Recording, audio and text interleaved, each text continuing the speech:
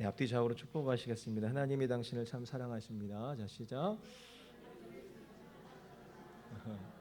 네, 오늘 읽으신 본문은 사무엘서의 그 에필로그에 해당되는 부분입니다. 사무엘서를 마무리하는 장 가운데 한 장이죠. 21장에서부터 24장까지가 에필로그 마무리되는 그런 이야기인데 시간 순서대로 기록되어진 것이 아닙니다. 그러니까 통치 말년의 일들로 시간 순서대로 이렇게 기록된 것이 아니고 다윗 시대에 있었던 중요한 몇 가지 에피소드들을 시간 순서와 상관없이 나열한 겁니다.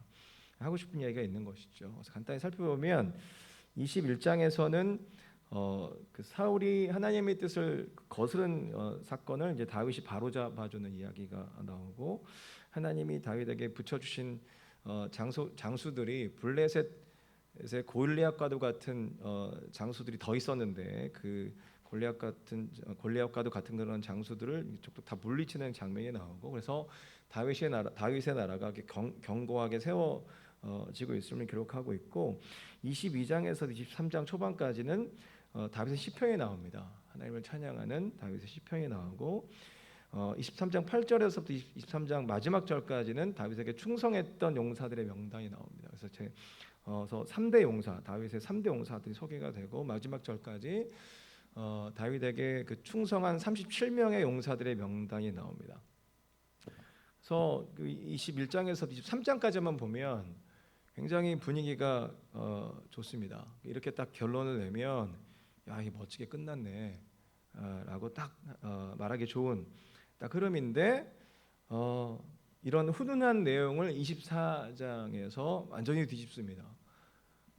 24장에서는 그런 식으로 이렇게 마무리가 되지 않는 식으로 사무엘서가 마무리가 됩니다.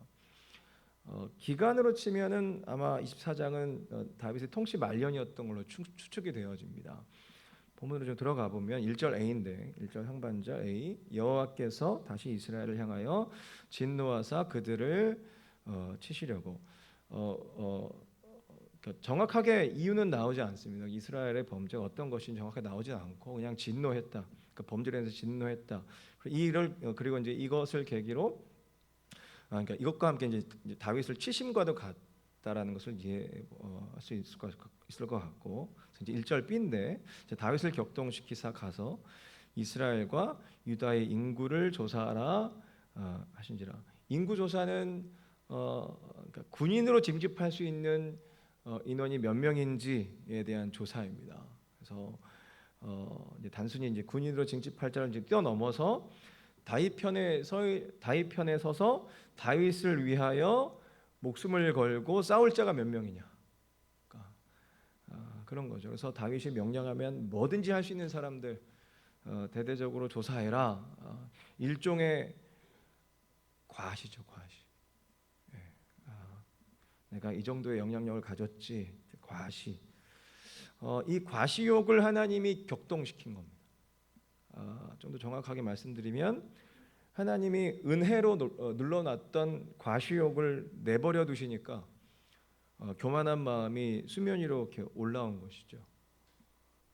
이 부분에 있어서 그 요압, 그러니까 신하 중에 요압이 있는데, 이 요압은 그렇게 영적이지도 않고 굉장히 자기 머리로 사는 사람이고 그런 사람인 이런 요압도 이 3절에서 이 다윗에게 이렇게 말합니다. 요압이 왕께 아뢰되 이 백성이 얼마든지 왕의 하나님 여호와께서 100배나 더하게 하사 내 주 왕의 눈으로 보게 하시기를 원하나이다. 그런데 내 주 왕은 어찌하여 이런 일을 기뻐하시나이까 하되. 그러니까 요압도 보이는 과시욕이 다윗은 안 보이는 것이죠. 그러니까 이런 식으로 다윗의 과시욕이 이렇게 드러나는 겁니다. 눌러놨던 과시욕이.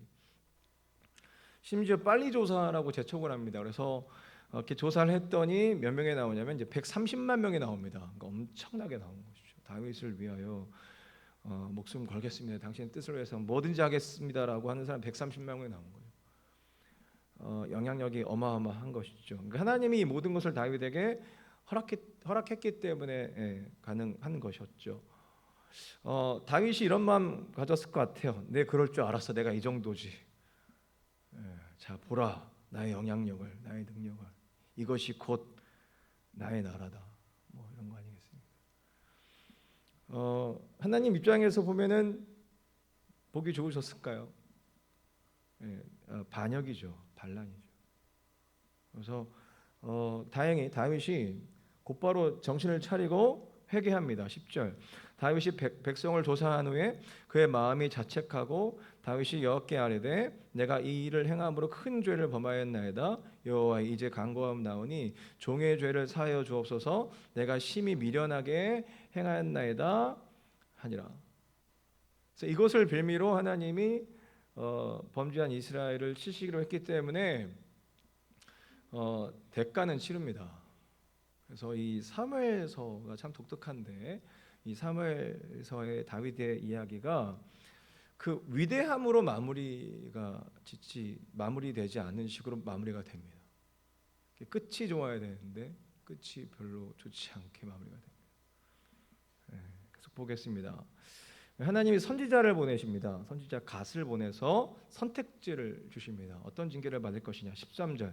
갓이 다윗에게 이르러 아뢰어 이르되 왕의 땅에 7년 기근이 있을 것이니까 혹은 왕이 왕의 원수에게 쫓겨 석 달 동안 그들 앞에서 도망하실 것이니까 혹은 왕의 땅에 사흘 동안 전염병이 있을 것이니까 왕은 생각하여 보고 나를 보내신 이에게 무엇을 대답하게 하소서 하는지라. 그러니까 7년 기근, 원수에게 쫓겨서 석 달 도망자 생활하는 거, 3일 동안 전염병 이런 건데 여기 보시면 이제 숫자가 나오죠. 7년 기근에 7, 석 달에 3, 3일 전염병에 3 이렇게 나오는데 기관과 모양새만 다르지만 다 하나님의 그 완전한 징계의 흐름을 말하는 것입니다. 7, 3 이건 다 완전수기 때문에 그래서 어떤 것이든 선택하든지 간에 하여튼 대가를 치를 겁니다. 근데 다윗이 14절에서 이렇게 말하죠. 14절 다윗이 갓에게 이르되 내가 고통 중에 있도다. 청하건대 여호와께서는 긍휼이 크시니 우리가 여호와의 손에 빠지고 내가 사람의 손에 빠지지 아니하기를 원하노라 하는지라. 이게 무슨 말이냐면 그래도 내가 왕인데 사람한테 어떻게 벌 받냐. 하나님께 직접 벌 받겠다. 그러면 하나님이 나의 면을 살려주시는 정도로 뭐 끝나지 않겠냐. 뭐 이런 마음이 좀 읽혀지는 것이죠. 웬걸 하나님이 전염병을 3일 만에 돌게 하셔서 7만 명 죽습니다. 그리고 이런 식으로 한 달만 지속된다고 한다면은 70만 명, 100만 명 아니 이스라엘이 전체가 다 붕괴가 될 수 있음을 이렇게 보여주시는 것이죠. 그리고 16절 보시면은 16절 나중에 보시면 천사가 더 치려고 하는 순간에 하나님이 멈추게 하셔서 천사를 아라우나라는 사람이 갖고 있는 타작마당으로 천사를 먼저 보내놓습니다. 이런 상황에서 하나님이 부르시는 전염병으로 심판을 받는 나라를 다윗이 망연자실 이렇게 바라보면서 살려달라고 간구합니다. 17절 다윗이 백성을 치는 천사를 보고 곧 여호와께 아뢰르되 나는 범죄하였고 악을 행하였거냐 이 양무리는 무엇을 행하였나이까 청하건대 주의 손으로 나와 내 아버지의 집을 치소서 아니 한마디로 제발 살려주십시오. 엎드려서 당당한 다윗의 모습은 온데간데 없고 130만 명이나 따르는 당당한 다윗의 모습 온데간데 없고 제발 살려달라고 하나님 앞에 엎드리는 다윗의 모습이라 하겠습니다. 하나님이 다윗을 주저앉히신 겁니다. 분위기가 별로 그리고 130만 명 따랐다고 그랬잖아요. 그러니까 온 나라가 다윗을 최고의 왕으로 여길 수 있는 그런 상황 가운데에서 온전히 주저앉아 있는 다윗을 모든 사람이 발견하게 되는 식으로 마무리가 된단 말입니다. 이야기가. 근데 여기서 이제 얘기가 끝나지 않고 말씀드렸던 것처럼 하나님 보내신 천사가 더 치려고 할 때 하나님이 잠시 천사를 멈추게 하셔서 그러니까 잠시 천사를 이렇게 멈추라고 명령하셨잖아요. 이 말씀은 이런 상황은 얼마든지 징계가 다시 시작될 수도 있다는 의미인 거죠. 하지만 하나님이 천사를 아라우나 타작마당에 먼저 보내셨고 다윗은 잠시 지금 멈춰져 있는 상황 가운데 사실 다윗은 이제 전혀 이런 상황들을 모르고 하나님이 다윗도 아라우나의 타작마당으로 가게끔 하십니다.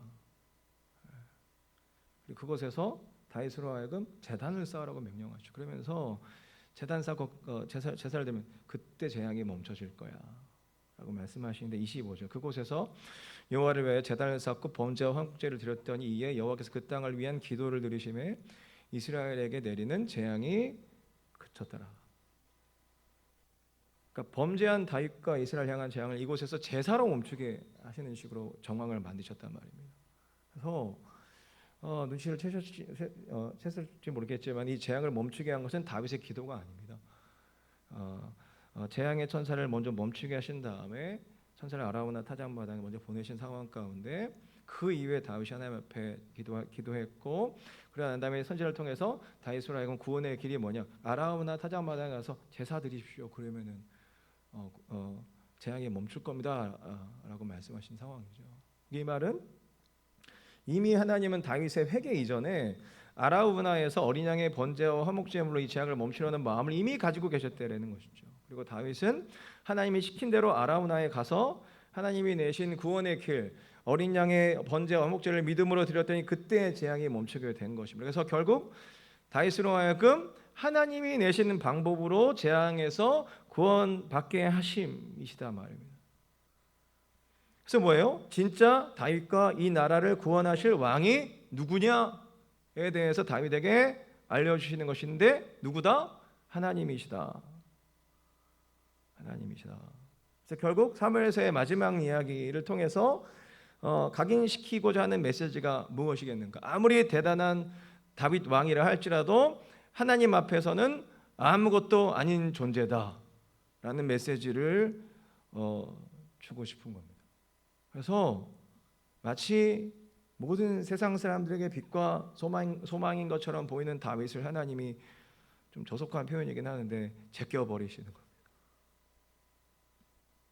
하나님은 그의 마음을 붙들어 주지 않으니까 바로 교만해서 인구조사하고 그래서 하나님이 진노 내리시니까 혼비백산에서 하나님께 엎드려 은혜를 구하는 존재일 뿐이다.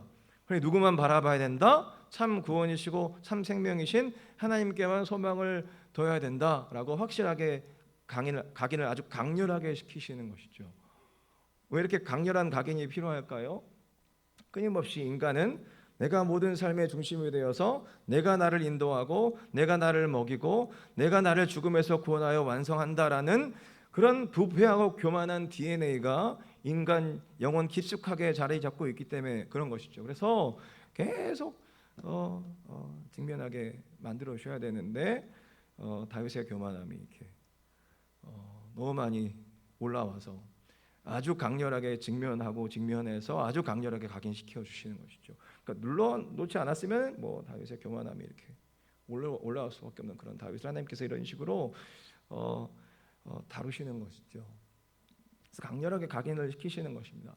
자, 이런 다윗의 이야기가 여기서 끝나지 않고 역대상에 넘어가 보면 계속 이야기가 전개가 되는데 역대상 22장 1절에서 다윗이 아라우나의 타작마당에서 이렇게 고백합니다. 22장 1절 같이 한번 읽어보시죠. 시작. 다윗이 이르되 이는 여호와 하나님의 성전이요 이는 이스라엘의 번제단이라. 성전은 하나님이 좌정하시는 의자와 같은 겁니다. 하나님이 좌정하시는 보좌, 특별히 언약궤가 그렇죠. 번제단은 백성들을 구원하시기 위한 하나님이 내신 구원의 길인데, 그래서 이곳이 하나님의 구원이 이루어진 왕의 보좌다. 그러면서 다윗이 뭐 하냐면 이 아라우나의 타작마당에 성전을 건축할 준비를 합니다. 그 준비를 하는데 요즘 표현으로 영끌이죠. 영혼까지 끌어모아서 준비를 합니다. 어느 정도 준비하냐면 역대상 22장 14절인데 또 같이 한번 읽어보시죠. 시작. 내가 환난 중에 여호와의 성전을 위하여 금 10만 달란트와 은 100만 달란트와 녹과 철을 그 무게에 달 수 없을 만큼 심히 준비하였고 또 제목과 돌을 준비하였으나 너는 더할 것이다. 이게 어느 정도 가치냐면 요즘 시세로 금 10만 달란트면은 여러분 놀라지 마십시오. 4,500조입니다. 금 한 달란트가 한 무게 단위인데 금 34kg입니다.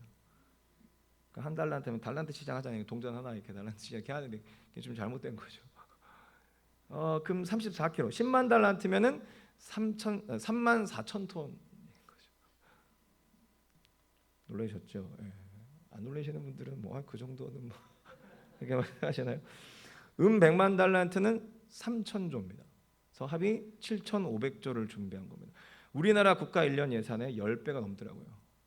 그 나라 안에 있는 모든 금과 은을 다 끌어모으는 겁니다. 당장 내일이 없을 정도로. 이거 다 끌어모으면 나라 경제는 어떻게 해요? 다 끌어모으면 누가 쳐들어오면 이거 뭐 어떻게 막아요? 이렇게 끌어모아서 성전 건축, 하나님이 좌정하시는 성전을 건축한다라는 것은 하나님을 향한 전적인 신뢰가 있는 것이죠. 하나님 한 분 계시면 하나님 한 분만 계시면 충분해. 누가 쳐들어 상관없어. 하나님 한 분만 계시면 충분해. 우리 먹을 거 돈 다 써도 하나님 먹여 살려 주실 거야라는 믿음이 있는 것이죠. 이 경험을 하고 난 다음에 다윗 안에 어떤 마음이 올라왔기 때문에 이렇게까지 한 것일까요? 하나님에 대한 따라합시다. 경외가 그의 통치 말년에 다시 일어나게 된 것이죠. 사무엘상 초반에서 한나가 이런 고백을 합니다. 한나의 고백인데 사무엘상 2장 6절 7절인데 여호와는 죽이기도 하시고 살리기도 하시며 스올에 내리기도 하시고 거기서 올리기도 하시는도다. 여호와는 가난하게도 하시고 부하게도 하시며 낮추기도 하시고 높이기도 하시는도다. 다윗이 이 경험을 한 겁니다. 하나님 나와 이 나라를 죽이실 수도 있고 살리실 수도 있는 분이시지. 가난하게도 하고 부하게도 낮추기도 하고 높이기도 하실 수 있는 생사화복의 주권자이시지. 그러니까 그 경외심이 올라오니까 자신의 모든 주권을 다 가진 분에게 모든 걸 다 바쳐가지고 하나님 좌정하실 성전 짓는다. 그러니까 이런 식으로 경외가 이런 식으로 행동으로 드러나는 것이죠. 경외하면 또 떠올려지는 인물이 한 명이 더 있죠. 아브라함이죠. 아브라함. 모리아 산에 하나뿐인 아들을 하나님 바치라고 했을 때 주저없이 아들 이삭을 모리아 산에 데리고 가서 바치죠. 하나님이 아브라함을 제지하면서 이렇게 말씀하시죠. 창세기 22장 12절인데 사자가 이르시되 그 아이에게 내 손을 대지 말라. 그에게 아무 일도 하지 말라. 내가 내 아들 내 독자까지도 내게 아끼지 아니하였으니 내가 이제야 내가 하나님을 경외하는 줄을 아노라. 아브라함의 경외의 모습입니다. 아들을 바친다라는 것은 자기 자신을 바치는 것과 같은 겁니다. 고대 사회에서는. 그렇게 자신의 아들을 모리아 산에 제물로 하나님께 드리기까지 하나님을 경외하는 것이고 나중에 이곳에 좀 TMI이긴 하지만 나중에 이곳에 성전이 건축되죠. 같은 장소입니다. 아브라함이 뭘 믿고 그렇게 했는지 자, 히브리서 11장 17절 19절까지 밝히고 있는데 아브라함은 시험을 받을 때에 믿음으로 이삭을 드렸으니 그는 약속들을 받은 자로 돼 그 외아들을 드렸느니라. 그에게 이미 말씀하시기를 내 자손이라 시행할 자는 이삭으로 말미암으라 하셨으니 19절 그가 하나님이 능히 이삭을 죽은 자 가운데서 다시 살리실 줄로 생각한지라 비유컨대 그를 죽은 자 가운데서 도로 받는 것이라. 생명과 죽음의 주권자신 하나님이 죽은 이삭을 다시 살려줄 줄 믿고 드렸다라는 것이죠. 그래서 경외는 믿음과도 연결이 되고 믿음은 순종으로 나타나는 것이죠. 그러니 하나님의 명령에 믿음으로 순종하는 것이고 이것에 대해서 하나님의 아브라함이 하나님을 경외하는 줄 아신다. 다시 말해 아브라함 너의 왕은 내가 맞구나 인정하시는 대목이라 할 수 있겠습니다. 우리의 참 길이 되시는 예수님이야말로 하나님을 경외하셨죠. 광야에서 40일 동안 성령에 이끌려서 금식하신 뒤에 마귀가 예수님에게 했던 말 기억하십니까? 너 하나님의 아들이잖아. 이 말은 무슨 말이죠? 너는 하나님이잖아라는 말과 같은 말입니다. 이 말은 무슨 말이죠? 너는 충분히 최종 결정자가 될 수 있어. 왜? 너 하나님이니까. 동등한 하나님이니까. 모냥 빠지게 40일 동안 뭐하러 굶어? 돌로 떡덩이 만들어 먹어. 그게 뭐가 대수라고. 그 유혹이 마귀의 유혹 아니에요? 근데 아무것도 아닌 유혹 같지만 이것 자체가 아버지 하나님의 주권 아래로 들어가는 광야에서 너 스스로 결정권자 되라는 말과 같은 거잖아요. 네가 왕이 돼. 그러니까 이 정도도 예수님이 절대 타협하지 않으시는 거죠. 그래서 우리가 잘 아는 말씀을 이렇게 물리치시게 되시죠. 마태복음 4장 4절인데 여호와께서 대답하여 이르시되 기록되었을 때 사람이 떡으로만 살 것이 아니요 하나님의 입으로부터 나오는 모든 말씀으로 살 것이라 하였느니라 하시니. 왕이신 하나님 앞에 동등하신 예수님이 스스로의 결정권을 내려놓으시고 하나님을 경외하는 모습을 보여주시게 되는 것이죠. 그래서 경외는 말씀의 순종으로 드러나게 되어 있습니다. 다윗이 죽음을 앞두고 아들 솔로몬에게 이렇게 유언합니다. 열왕기상 2장 3절 4절인데 내 하나님 여호와의 명령을 지켜 그 길로 행하여 그 법률과 계명과 율례와 증거를 모세 율법에 기록된 대로 지키라. 그리하면 네가 무엇을 하든지 어디로 가든지 형통할지라. 4절 같이 읽어보시죠. 시작. 여호와께서 내 일에 대하여 말씀하시기를 만일 내 자손들이 그들의 길을 삼가 마음을 다하고 성품을 다하여 진실에 내 앞에서 행하면 이스라엘 왕에 오를 사람이 내게서 끊어지지 아니하리라 하신 말씀을 확실히 이루게. 한마디로 하나님 말씀 잘 들어라. 경외하고 순종해라. 하나님은 다윗과 이스라엘이 온 세상을 호령하는 것에 일도 관심이 없으셨습니다. 하나님은 다윗과 그의 나라가 하나님을 경외하는지 경외하지 않는지가 유일한 관심이셨죠. 그래서 하나님을 믿고 경외하게 하시기 위해서, 그리고 경외를 가르쳐 주시기 위해서 나라를 흔들어 버리시는 것이고 다윗을 흔들어 버리시는 것이죠. 그래서 하나님을 경외하는 자로 만드시는 것에 모든 방점을 두시는 것이죠. 왜?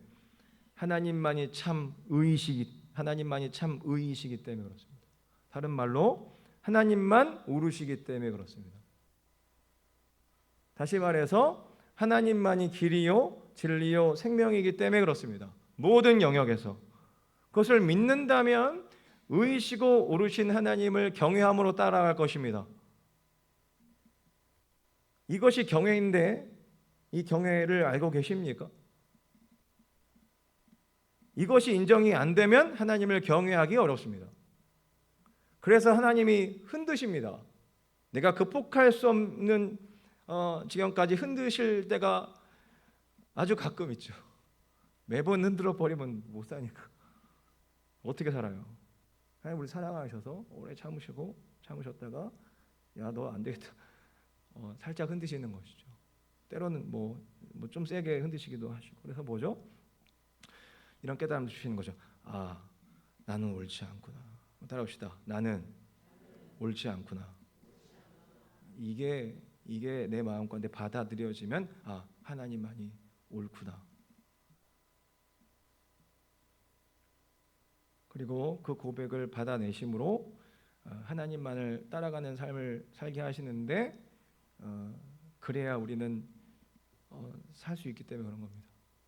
다른 거 없습니다. 그래야 삽니다. 그렇지 않으면은 다 평안하고 다 좋아도 결국 마음이 공허해서 죽습니다.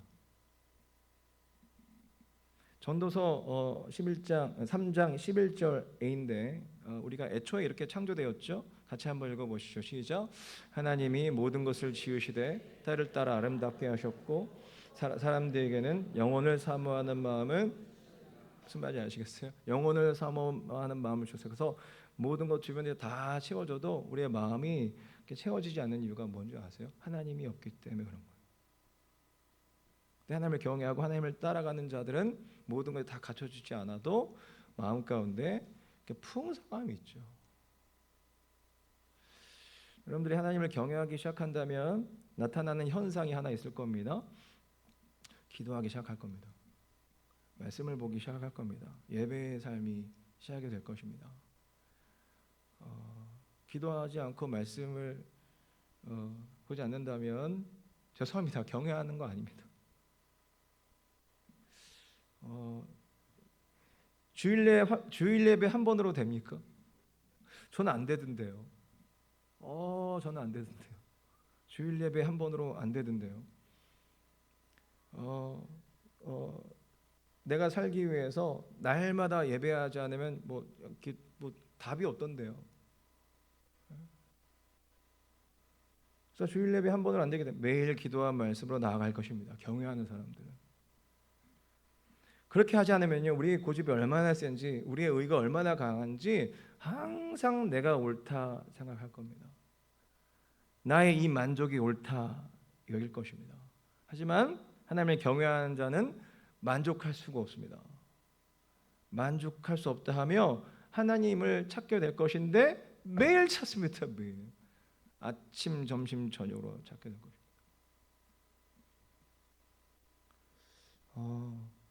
표정들이 많이 안 좋으신데 예, 걱정하지 마십시오. 하나님 여러분들을 하나님이 여러분들 하나님을 찾을 수 있도록 하나님이 흔드실 것이고 지금도 흔들고 계십니다. 마음 가운데 하여튼 뭐 주변이 안 되면 그 우리 중심 가운데 그 공허는 우리가 부정할 수는 없잖아요. 채워지지 않는 공허. 그래서 뭐 먹을 것으로 뭐 누굴 만나고 뭘 보고 안 채워집니다. 찰나일 뿐입니다. 하나님 앞에 나오십시오. 매일 나오시기 바랍니다. 하루에 일주일에 한 번 예배 안 됩니다. 일주일에 한 번 예배 드렸고 가지고 됐다 하시는 분들은 그걸 잘 모르시는 겁니다. 지금 속고 있는 겁니다.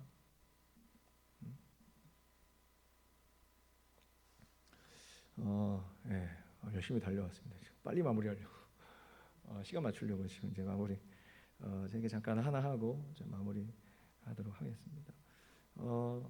20대 제가 20대 중반 그러니까 2001년 정도에 이제 사역으로 부르심 받아가지고 이제 처음에 들어갔던 그 찬양 팀이 있는데 한국 컨티넨탈 싱어즈라고 그 팀은 엄청 무서운 팀입니다. 40일 동안 집에 안 보냅니다.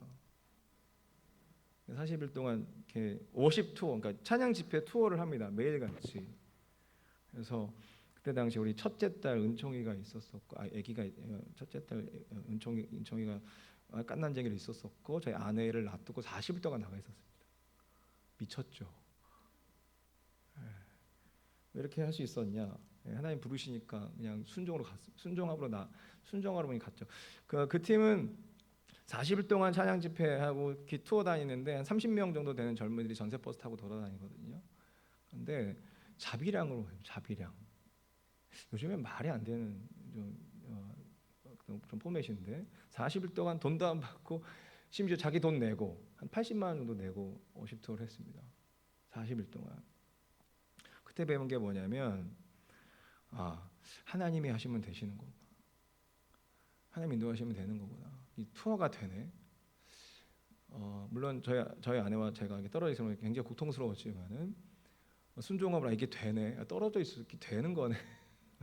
근데 돌아와서 이게 사실 그 공백이 쉽지 않았지만 물론 채워가는 게 쉽지 않았지만은 그러면서 이제 그것을 기반으로 해서 지금까지 왔는데 뭐 이제 저와 저희 가족의 어떤 그런 대소를 좀 아시는 분들은 아시겠지만 저희 집에 자녀들이 5명이 있지 않습니까? 5명이 있는데 항상 우리 스스로 답을 내지 못하는 영역 하나가 있었다고 한다면 재정적인 부분이었습니다. 저는 비즈니스로 하나님 부르시지 않으셨고 목사로 부르셨고 찬양으로 말씀으로 너희 평생을 살아라 이렇게 부르셨을 때 하나님 이미 그 첫째가 있고 또 제가 그 컨텐츠 하시는 사역을 또 계속 한 동안에 이미 또 둘째가 뱃속에 있었었고 그리고 애들이 계속 태어나는 겁니다. 뭐 잘 아시잖아요 이게 뭔지. 예? 재정적으로 쉽지 않은 부분이 있는 것이죠. 재정적으로 답을 내리지 못하고 있는 그런 상황 가운데서 하나님 제게 부르셨을 때 응답을 주셨을 때는 이런 응답을 보여주셨죠. 내가 먹일 것이다. 내가 채우실 것이다. 라는 말씀 그 믿고 지금까지 왔습니다. 그렇다고 한다면 지금은 좀 먹고 사는 거 좀 넉넉해졌을까요? 잘 아시네요. 고개 드시면 쉽지 않습니다. 쉽지 않습니다. 그래도 불구하고 지금 인생 가운데 거의 저도 올해 50이 됐는데 인생의 절반을 하나님의 부르심 가운데 살았을 때 하나님께서 채우시는 경험을 했기 때문에 앞으로 25년, 30년 죽을 때까지 하나님이 답을 내주시는 그 답을 따라 의의 되시는 주님을 따라 살아가기로 결단을 하는 것이죠. 매일같이. 할렐루야. 사람 바라보시면서 이렇게 한번 축복하십시다. 하나님이 책임져 주십니다. 시작. 그렇기 때문에 우리는 주님을 경외할 수가 있는 것이죠. 또한 주님을 향한 경외가 내 안에 사라지면 하나님이 이렇게 흔드시는 것이죠. 경외가 사라진다라는 결과는 뭐냐면 내가 맞다라는 식으로 간다라는 것이죠. 내가 맞아, 내가 의야. 근데 하나님 그거 아니라는 거죠. 흔드시는 거예요. 너가 의가 아니야. 너 맞지 않아. 너 틀렸어. 내가 맞아. 하나님이 맞아. 예수가 곧 길이요 진리요 생명이야. 성령으로 말미암아 그리스도가 너와 연합해서 널 끌어가고 있어. 그래서 흔드시는 것이죠. 그리고 흔드실 때에 하나님 앞에 바로 그 자리에서 엎드리시는 저와 여러분들이 되기를 축복합니다. 굉장히 부대낄 겁니다. 굉장히 부대낌이 있을 겁니다. 미안하지만 죄송하지만 신앙생활은 그때부터 시작이 되는 거죠. 경외함으로 부대낌이 내 안에 있을 때. 근데 그 부대낌을 넘어설 수 있는 약속이 더 크고 인도하심이 더 크고 붙들어심이 더 크기 때문에 우리가 주님의 뜻을 따라 갈 수 있는 것이. 왜? 결국에는 그렇게 갔을 때 내가 살아나니까. 내가 내 스스로 내가 나의 의로 내가 결론 내리고 내가 나의 의로 나아갔을 때에 여러분 우리는 죽습니다. 살지 못합니다. 결국 그 끝은 사망일 뿐이란 말입니다. 그리고 말씀드린 것처럼 경외하는 자의 양상은 기도와 말씀으로 나온 것이죠. 날마다 교회에 오십시오. 날마다 예배 드리십시오. 있는 자리에서 또한 시간 되시면 교회에 오셔서 새벽 기도든 뭐 저녁 기도든 상관없습니다. 저랑 아내랑 이제 매일 같이 기도하러 가는 거죠. 뭐 저희 집 근처에 아주 큰 교회 하나가 있는데 하루는 이렇게 기도하러 딱 들어갔는데 이제 아침 정도에 이제 기도하러 갔는데 저는 이제 이렇게 이어폰을 끼고 있어가지고 이어폰 요즘에 그 노이즈 캔슬링이라는 기능이 있어서 주변이 잘 안 들리도록 이렇게 하는 그런 기능을 사용해서 이렇게 이어폰을 끼고 있었고 저희 아내는 이어폰을 끼고 있지 않은 상황이에요. 이어폰을 안 가져와가지고 했던 것 같아요. 근데 그 교회 어떤 권사님인가 어떤 분이 이렇게 들어오셔가지고 저랑 아내만 둘이 있었고 주변은 조용하고 작은 예배당이었었는데 그 어떤 권사님인지 어떤 그분이 들어오시자마자 전화하면서 들어오시는 거예요. 뭐라고 말하면서 들어오시냐면은 남편분이랑 통화하시는 것 같았어요. 그래서 왜? 벌써 말투가 왜? 나 기도하러 왔어. 시끄러. 끊어. 하면서 이렇게 기도 주여 하면서 기도 은혜하고 가시더라고요. 그래도 괜찮습니다. 나는 말씀을 드리고 싶은 건 아니고 경외면 그렇게 나오지 않겠죠. 하지만 그래도 괜찮습니다. 와서 기도하십시오. 경외하는 사람이었다면 그런 식으로 열매가 나오진 않았겠죠. 그냥 찬양하고 기도했으면 좋겠습니다. 우리 말씀 앞에서라는 찬양 함께 하고